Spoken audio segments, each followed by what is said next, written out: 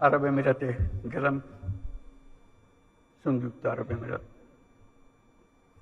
আমাদের লোকের কাহিনী বর্ণনা করেছিল তাদের অফিসে, বলছে আমরা তোমাদের কোনো ডকুমেন্ট আমরা বিশ্বাস করতে পারি না, এত ভুয়া।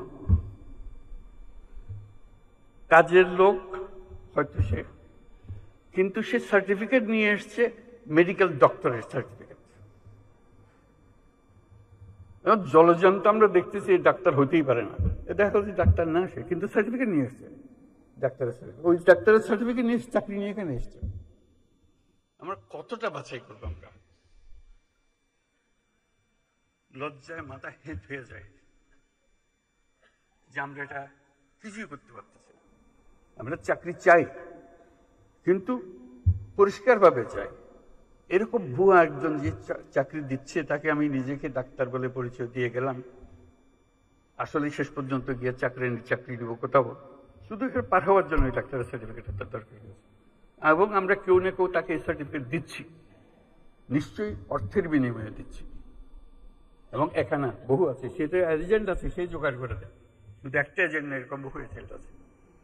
এবং এইভাবে আমাদের বহু মেয়ে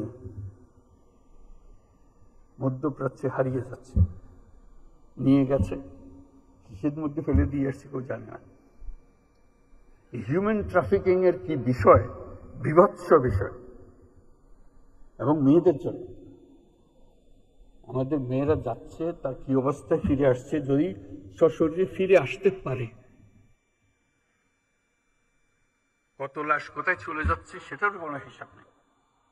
আমরা পারবো যদি আমরা সবাই মিলে এই কাজটা, আর কিচ্ছু না, শুধু একটা জিনিস বলতেছি, আর বহু জিনিস আছে, বহু কাজ আছে যেখানে দুর্নীতিতে ডুবে আছে।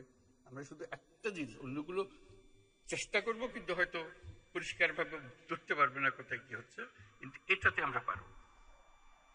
এটাতে শুধু অনলাইন সার্ভিসটা প্রোভাইড করা।